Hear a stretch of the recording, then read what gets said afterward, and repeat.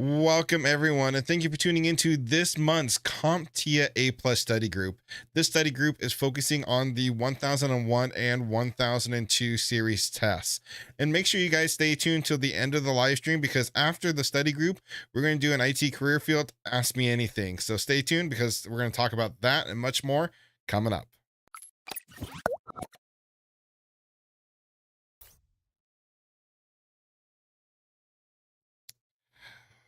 Thank you everyone for tuning into this month's CompTIA A Plus study group. Now, this study group is not at all affiliated or sponsored by CompTIA. I've actually created these questions from my experience and questions that after studying the exam objectives, these questions are what I would think you would see on the CompTIA A Plus study, A Plus exam. So like I said, I just want to get out of the way. This is not at all affiliated, sponsored at all by CompTIA. I've come up with all these questions 100% on my own. These questions are just questions I feel that you might see on an A plus exam and want to prepare you and help get you ready for a exam.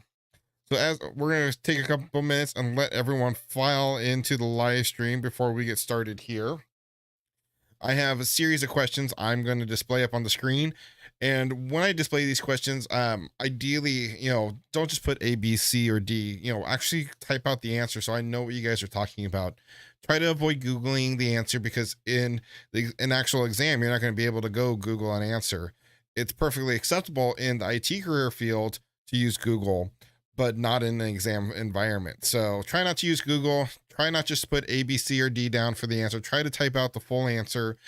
And then yeah, if you have any questions along the way, feel free to drop in the chat. If they're not exam or related to the question we are talking about, I will probably wait to answer them until after the study group where we're going to do the Q&A, the Ask Me Anything. Alrighty. So let's actually pull up our questions here. And as everyone files in, we'll display the first question on the screen. All the questions today we have are multiple choice. So you should be able to pick from the following answers. Did it nice and easy for you. Though on the actual exam, you will see fill in the blank and other style questions. So it's not all going to be multiple choice. All right, let's go ahead and start with our first question here. A technician is building a new PC and notices that it has 8 DIMM slots labeled 0 through 7. 4 are white and 4 are blue. Which one of the following should the technician do first? A, install the memory in the 4 white slots. B, install the memory in the 4 blue slots. C, consult the motherboard documentation. D, install the memory in slots 0 through 3. Or E, fill all the slots with memory. So go ahead and let me know in the chat, guys, which answer do you think is the correct one here? And just a reminder, this is a question you would likely come across on a CompTIA exam. So a technician is building a new PC and notices that it has 8 DIMM slots labeled 0 through 7. 4 are white and 4 are blue. Which of the following should the technician do first? You have your answer questions here on the screen. Let me know in chat what you guys are thinking. GOV is saying it's C. Stick side, exactly. Saying that you should consult the documentation. Consult the motherboard documentation because you can't remember how to fill them and you don't get remember how to fill them, you don't get dual channels. Absolutely.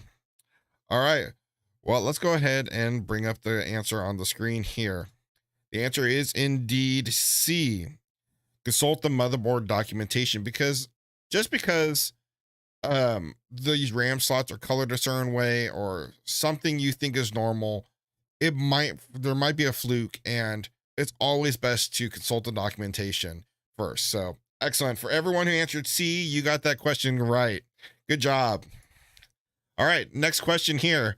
Which of the following connection types can be blocked by a person walking between the two devices that are communicating? So, which of the following types of connection types can be blocked by a person walking between the two devices that are communicating?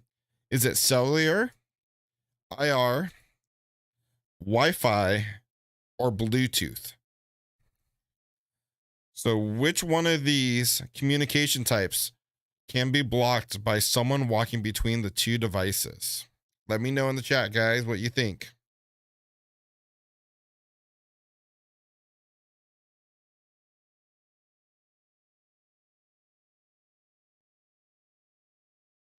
And I'm going to give you guys bonus points if you can tell me why your answer, give me an explanation why, which one of these you think is the correct answer. Because I really like to see that you understand the topics we're talking about.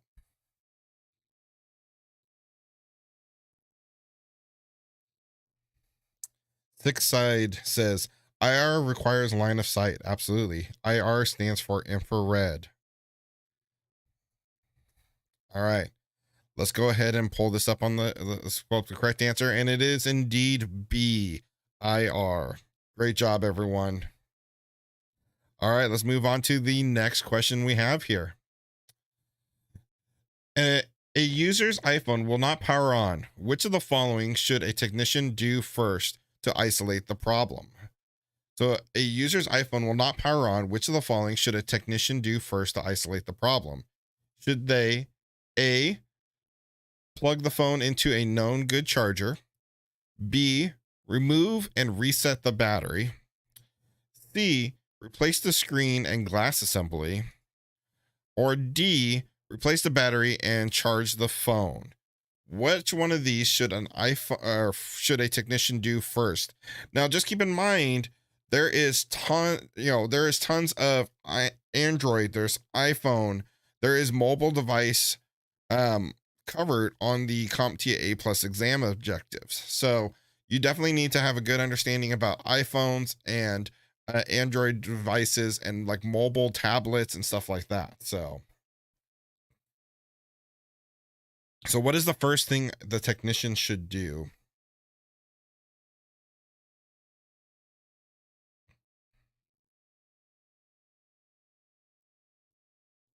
All right, we got quite a few people saying A, try a known good charger or plug into a good charger first. Absolutely. And you know what? That is indeed the correct answer is A. You want to definitely plug the device into a known good charger to see what the device does. Make sure it's not just the charger or the wire or something. So, absolutely. Alrighty. What type of network do you create using Bluetooth? This was actually a question I covered on one of my last study groups, but not a lot of people knew it. So I brought it back into this one. So what type of network do you create using a Bluetooth? Is it A, LAN, B, MAN, C, WAN, D, PAN? So which one of these do you create using Bluetooth?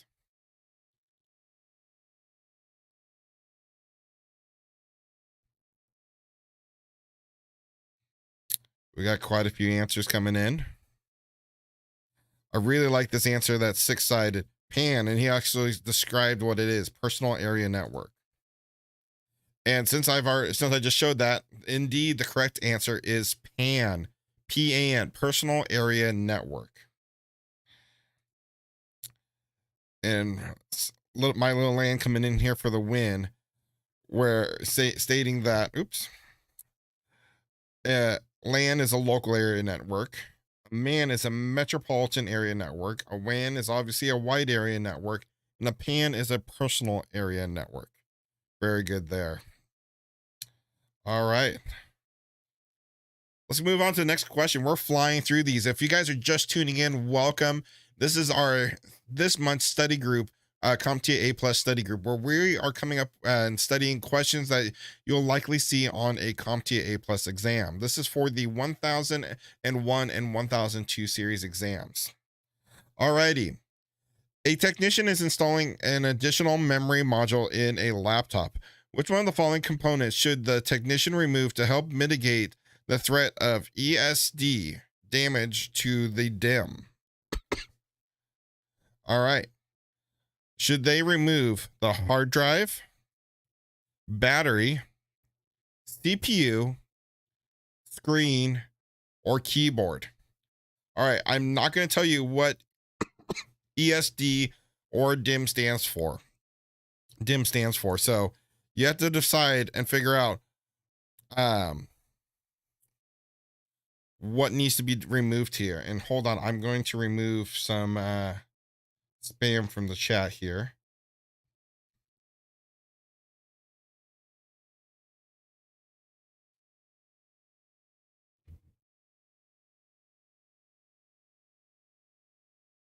Let me know in the chat what should the technician remove, and if you know, give as much detail as possible.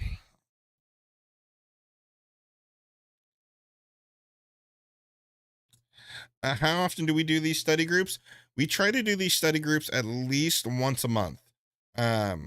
We try to shoot for once a month, sometimes more if there's more of a demand for it.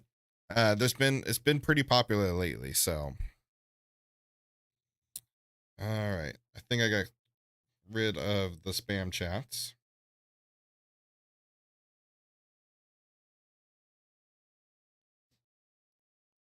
All right, so the correct answer is B, the battery. So, for those of you who don't know, ESD stands for electrostatic discharge, and you would remove the battery to help mitigate the threats of electrostatic discharge. Electrostatic discharge is something very serious that can destroy sensitive electronics that are in things such as your laptop. So, good job there. All right, let's move on to the next question. Which of the following is a private Class A address? This was in our last study group, but I thought it was a really good question because a lot of people got stumped by it. So, which of the following is a private Class A address? Excuse me. I'm just going to put the addresses up on the screen. Oops. You didn't see the answer there. I just put the questions up on the screen. Let me know in the chat which one of these is a private Class A address. I apologize. I am still under the weather from a recent cold.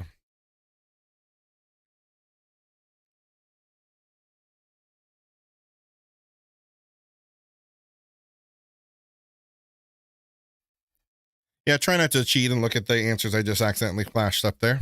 But which one of these is a private Class A address?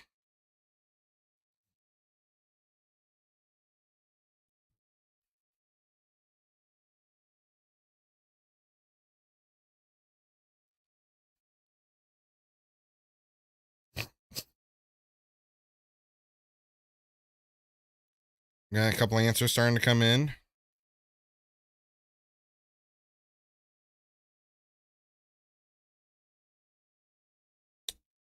Looks like people are a little divided on this one.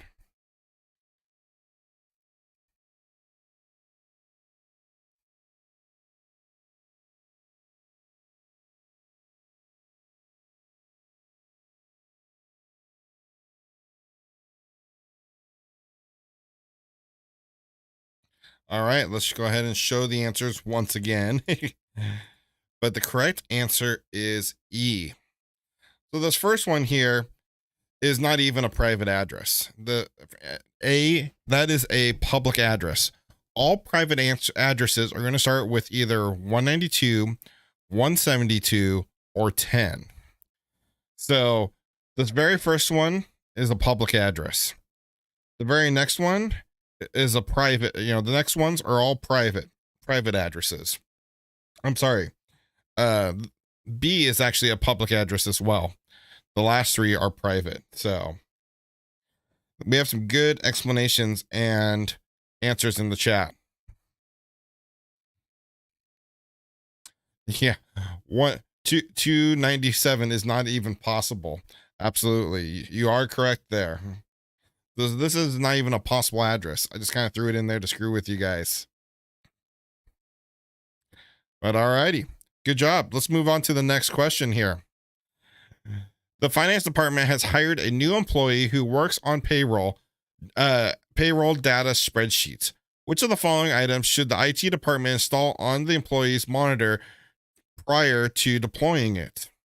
A privacy filter, B, a screen protector, C, a spam filter, or D, a monitor stand? Which one of these items should the IT department install prior to deploying the monitor?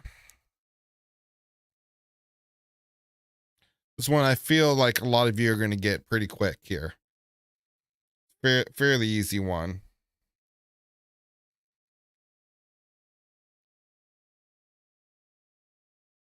But we do have some people divided in the chat.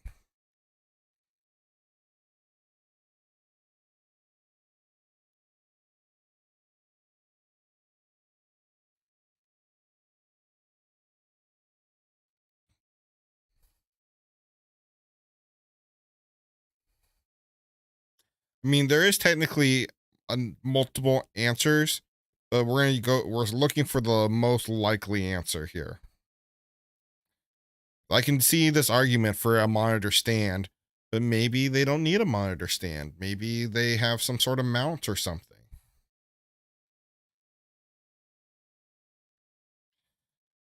Some A's and B. Someone said privacy filter. This is the best answer here I like so far. Privacy filter, so people can't see confidential information on the screen. And you know what? That is the correct answer. And that's a great explanation on why you would need a privacy filter. All right, let's move on to our next question. Identify common problems that testers face while doing mobile testing in cloud computing. This was actually a hard one. And I got this one from a friend in the field. So identify common problems that testers face while doing mobile testing in cloud computing. A, government policy is not a problem here.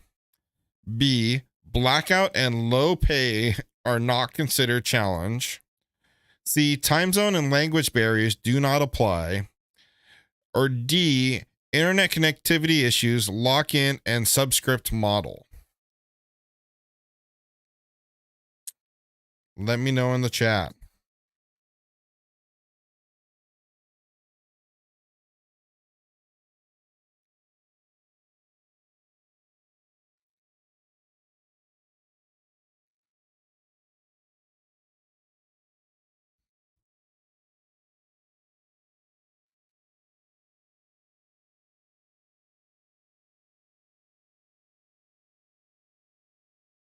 All right.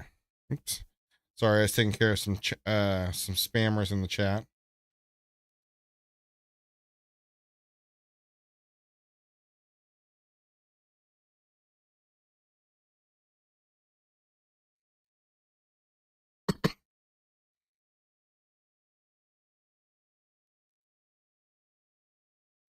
Okay. I only see a couple answers in, so I think we may have stumped a few of you. So the correct answer is D, internet connectivity issues, lock-in and subscript model. But this is a pretty tricky one, but this is 100% something you would see on a CompTIA A+ exam still. So, all right, let's move on to this next question here. What type of RAM is synchronized to the motherboard and works at half the speed of DDR? SD RAM, PRAM, SODIMM, DDR2. What type of RAM is synchronized to the motherboard and works at half the speed of DDR? Should be an easy one here for you guys.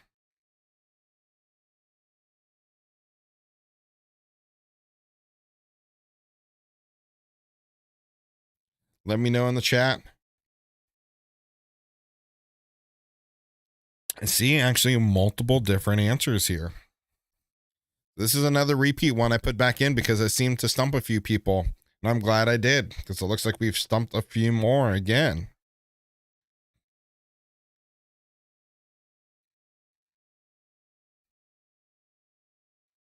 Okay. The correct answer is SD-RAM. So we are looking for half the speed of DDR.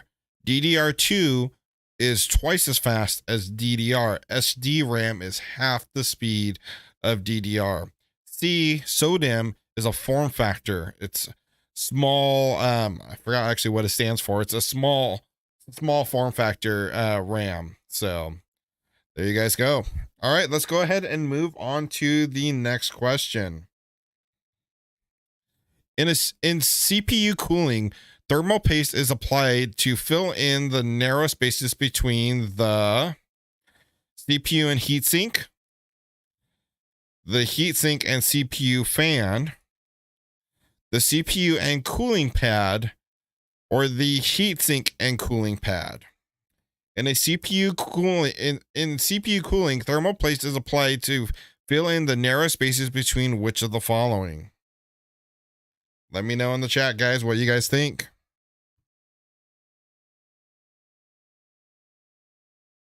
Are we having more spam come up? Oh, it looks like it's gone. Okay.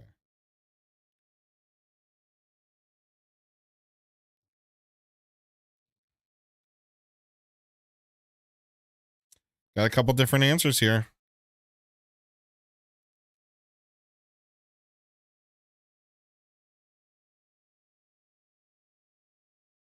Okay. The correct answer is A, the CPU and heatsink. So there is no cooling paste between the heatsink and the CPU fan. The CPU fan sits there and blows on the heatsink to cool it off. The CPU and the cooling pad, some people in some applications, a cooling pad is used in lieu of thermal paste. And then you have the heatsink and cooling pad. Again, you would not put any thermal paste in there. So good job, everyone. Let me check here. I think I might have. We'll go ahead and I think this is our last one here.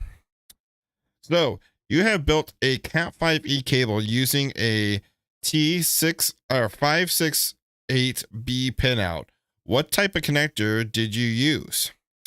A BNC, an RJ46, an RH45, an RJ11, or an RJ45. This is a networking one. This is something you'd actually more likely see in a Network Plus or a CCNA. This is definitely relative for the CompTIA A plus exam. So let me know in the chat, guys, what you guys think the correct answer is. And then after this, we're going to move on to our Q&A section where you guys can ask me questions about the IT career field, exams, or anything.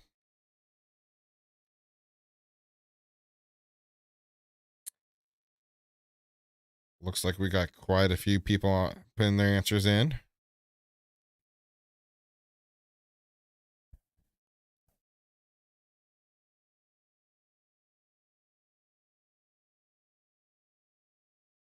Okay, let's go ahead and show it on the screen. The correct answer is RJ45. I do believe almost everyone got that one correct. Good job, everyone. All righty. I apologize. That was probably a little bit shorter than our normal CompTIA study group.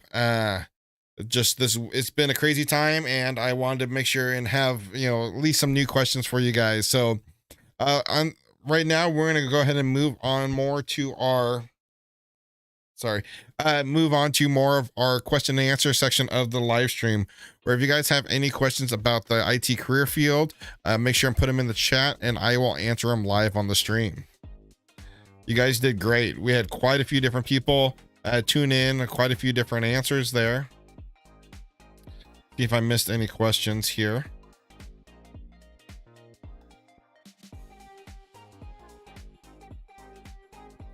Look like I missed any questions. If I missed your question, please make sure and drop it in the chat and I will answer it now.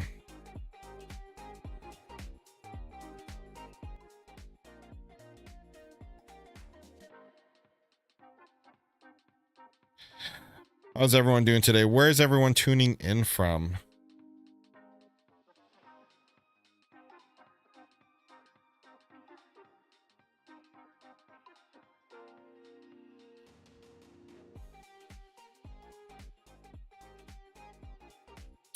It's awfully quiet out there. I'm seeing too many questions coming in.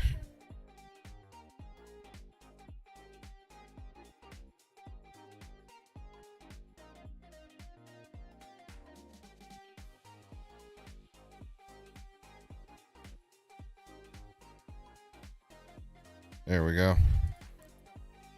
So what does it take? What does it cost to take the CompTIA test? Let's go ahead and look it up on CompTIA's website. So there's quite a few different options.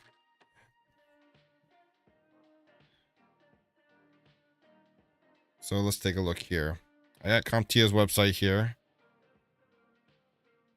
So you can buy an exam voucher straight through CompTIA here by clicking buy exam voucher.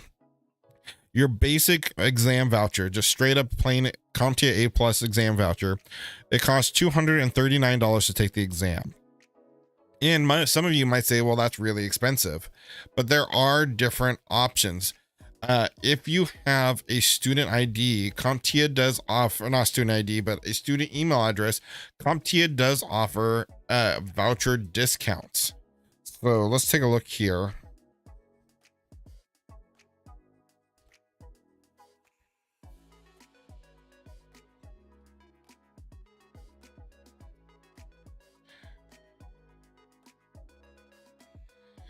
So there are several different ways to save on your CompTIA exam vouchers. You can see right here, the academic store is 40 to 60% off. So let's take a look here. Student vouchers, academic store. This is the most common way people get discounts on their vouchers. So you can see right here, you know, we were looking at that last screen where it was over $200 for an A plus. If you have a student email address, or are currently going to school, college, or anything, you can get a student discount, and that cost of that voucher comes all the way down to $109. So this is a great resource. I will actually share the link for this in chat, and that way you guys can see there's different ways to get discounts on your CompTIA vouchers. You should almost never pay full price for a CompTIA voucher. Like I said, the student discount is the most popular way. This is the way I've done it in the past. You know, as long as you have a student email address, you are able to qualify for these student pricings. So hopefully that was helpful for you. Let's see. What is the best way to memorize or learn all the different IP ports? Are flashcards the best? I think flashcards are definitely the best way to learn. That's how I personally learned all the different ports. I actually used a flashcard app.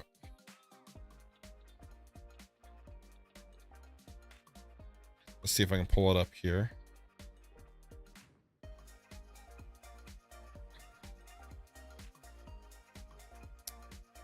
I don't think that's the one.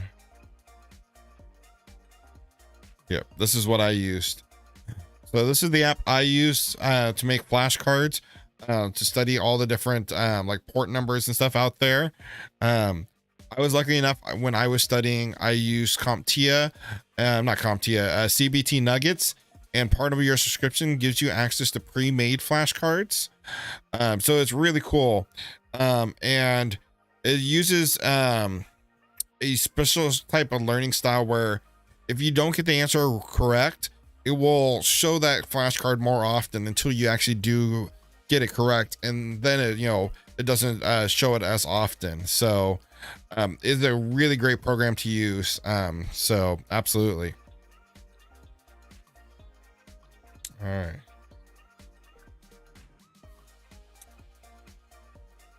right. Can you only purchase vouchers online? I do believe online is the only way you can currently purchase CompTIA vouchers.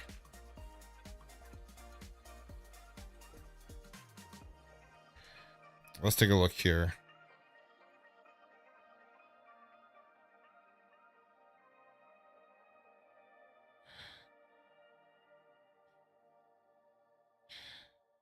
So yeah, it does look like online is one of the only ways to purchase.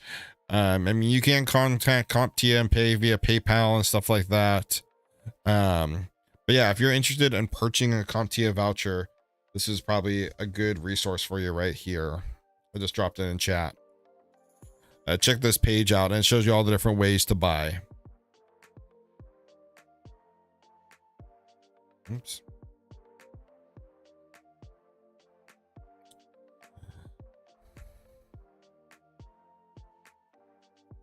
So this is a good point. So really memorizing the port numbers are really only for your exam. Once you're in the real field, you know, I can almost guarantee you're going to forget, and you're likely going to Google the port number or look it up for actual work. This is, like I said, this is great for studying, you know, and memorizing the port numbers for an exam. But in the real world practice, 9 out of 10 times, you're just going to go Google it, to be 100% honest. So keep that in mind.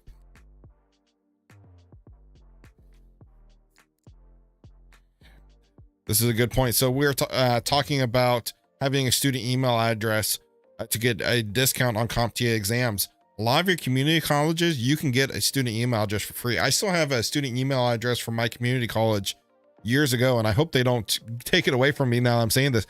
But the point is, you don't have to be actively enrolled in like your local community college to have a student email address, but that student email address saves you so much money on a CompTIA exam voucher. So that's a very good point.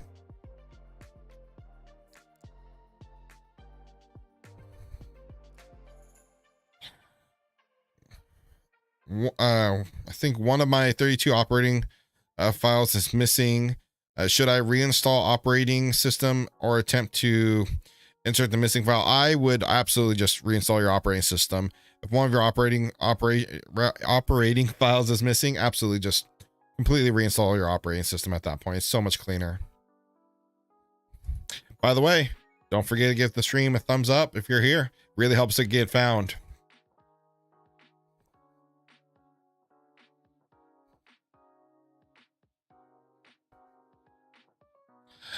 Total Seminars, absolutely. Yeah, you can purchase exam vouchers through Total Seminars, but you do need a school email address as well. So community colleges also have classes for A+ and CCNA to learn it. For those of you who do learn better in a classroom environment, absolutely. Yeah, not a problem. I'm glad to help. If you guys have any more questions, feel free to let me know. Drop them in the chat, and I will answer them live here on the stream. If you would like to come on the channel and talk with your camera and video or just microphone, let me know in the chat. I will drop you a link so you can join the live stream. Even you can call in your questions.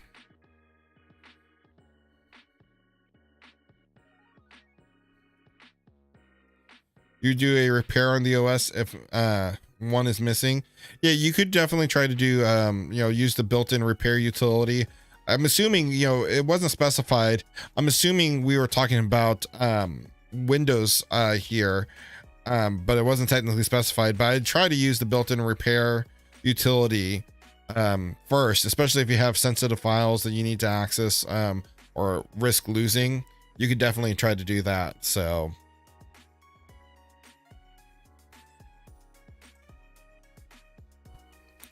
let's say you renewed your CompTIA cert. What would be the best way to keep up to date with others?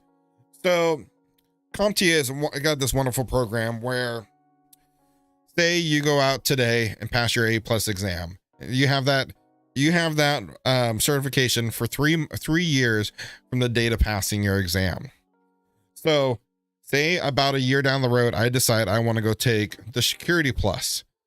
Once I take my Security Plus and pass it, it will not only give me the Security Plus, but it will renew my lower level exams previous. as long as they are still current at that time. So say I have my A plus, a year later I take my security plus. From that moment, it will not only you'll get the security plus, but it will also renew your A plus for 3 more years from that moment. It's not a compounding thing. It doesn't keep on like growing and getting more and more. But yeah, every time you take a higher level exam from CompTIA, it will renew any of your current, active, previous search certifications, lower level certifications. So like currently I have the A plus, but I'm studying for my Linux plus. Once I take my Linux plus and pass that exam, it will renew my A plus to that same date as my Linux plus.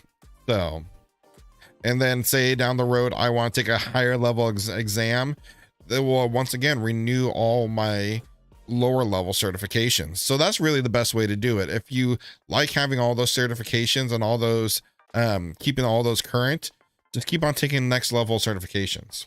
Hopefully that answered your question.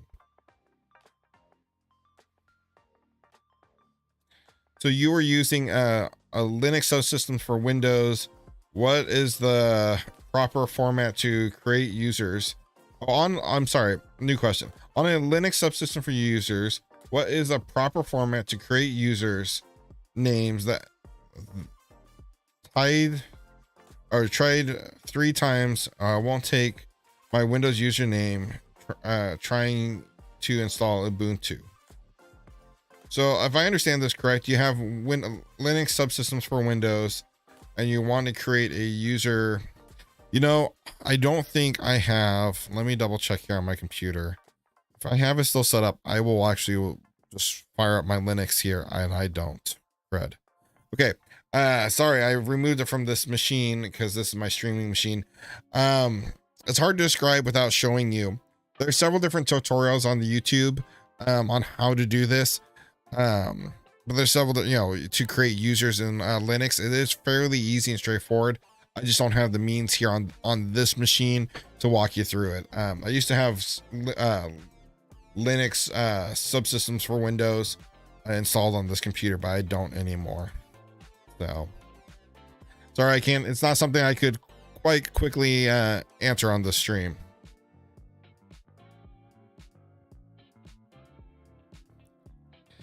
Okay, yeah, it's not too terrible. There's tons of videos out there.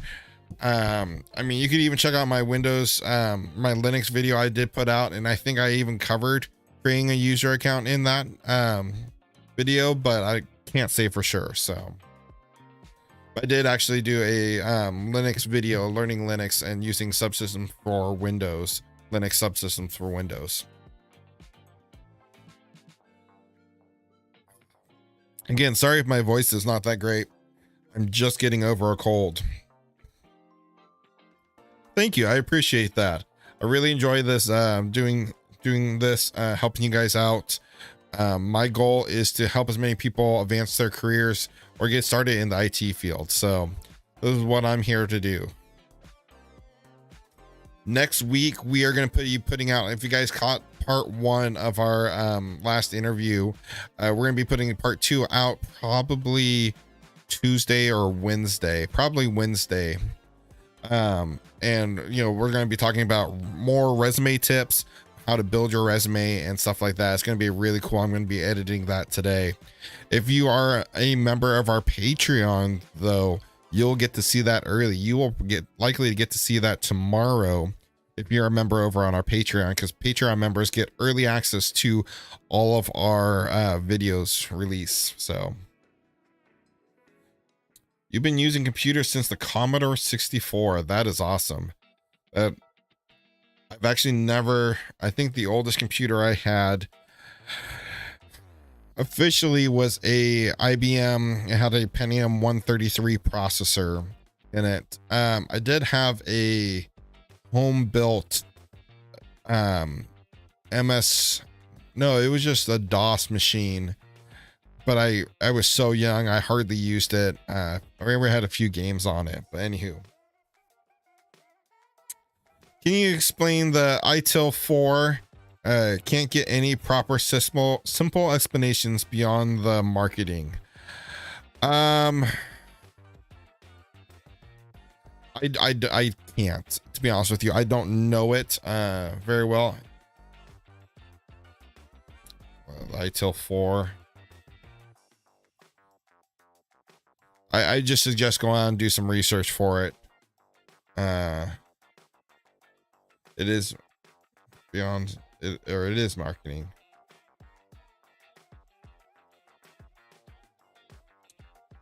Why the land? Are you free to come on and explain it? Actually, isn't that one of the certifications you have or have experience? See if I can just get one of the experts, or KevTech even. ITIL is asking some company, some management roles require it.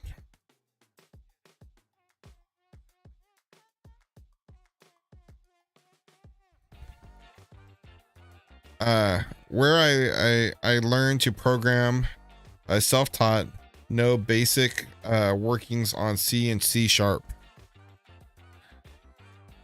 I in high school I learned C and C sharp for robotics. I'm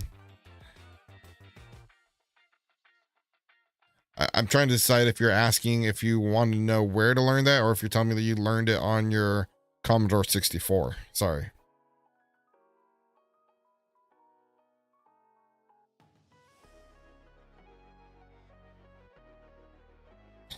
Has to do with ticketing systems, SLA, and other stuff. Okay. See, I haven't really researched that certification because it really hasn't been something I've needed to cover yet. I should, because it is a common certification. Commodore 64 you learned. Okay, cool. You learned C+ and C# on your Commodore 64. I understand you not want to hop on.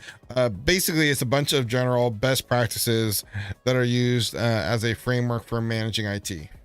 There's a very basic answer, and that's very good.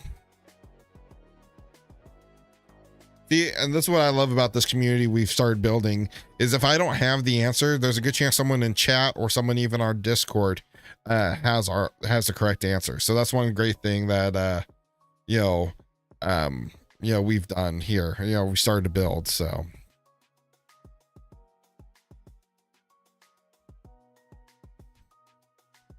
if you guys have any other questions, or if you're just tuning in, welcome. We just did our CompTIA A+ study group, and now we're doing our IT careers questions or skills. Ask me anything. Or if you have any questions about the IT field, feel free to drop them in the chat and we will answer them. So going back to the ITIL 4, think of it as management buzzwords that sound the same but are not at all when you test. You need to know the differences between the words. That's a good point.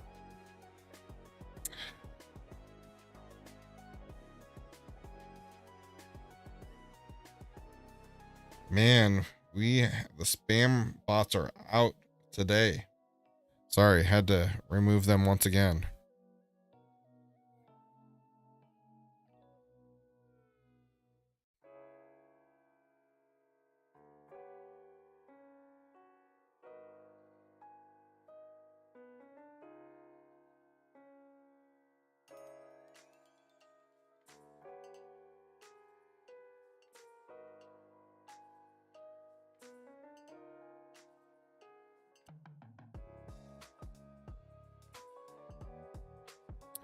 All right.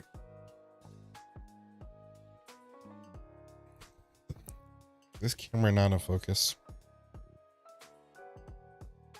If you guys have any other questions, feel free to let me know. Otherwise, we will probably wrap up this live stream and move to the Discord for the after party.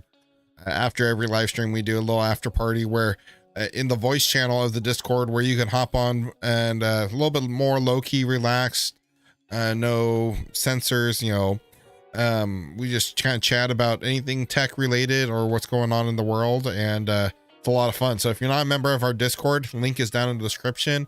After the live stream, definitely go join us in the chat, the voice chat channel for more interesting conversations.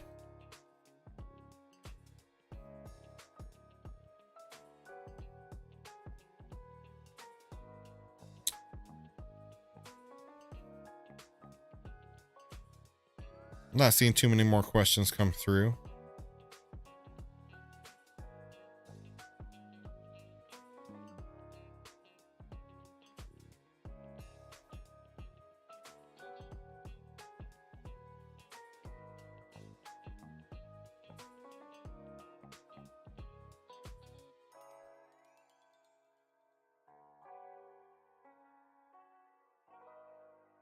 Thanks for these study sessions. Feeling more confident, but looks like I need to study a little bit more on certain topics. That's exactly what these study groups are for, to help highlight different topics that you might need to brush up a little bit on, you know, confirm that you know certain things on other topics and stuff like that. But yeah, absolutely. I'm glad glad it was helpful.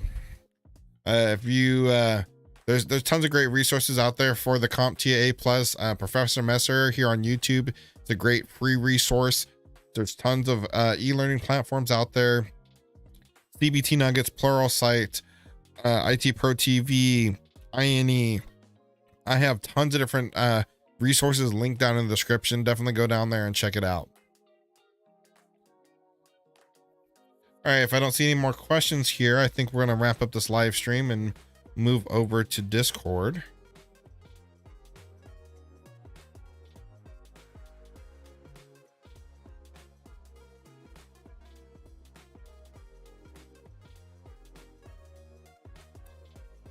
For those of you who aren't a member of our Discord, I just dropped the link to our Discord in the chat. Let's see. Maybe next time bring some harder questions, possibly the dreaded questions regarding printers. Absolutely. You asked for it. The next study group will definitely have to bring out some of the harder questions. Any merch? No new merch yet. We do have merch on our website, but no new merch than was out there currently. Professor Messer, the goat of CompTIA, absolutely. All right, guys. Well, thank you for tuning in. If you like this video, make sure and give us a thumbs up before you leave. If you're not already subscribed, then hit the bell icon so so when we release new videos, you get notifications. We try to do a recorded video every week and a live stream every week. We've just recently tried to move our live streams to Sunday afternoons, and we're probably going to stick with this for a while and make sure it works for everyone. So, all right. Well, thank you guys. If you're not already a member of the Discord, go over there and we will be having a little after party. So thank you guys for tuning in. And until next time, take it easy.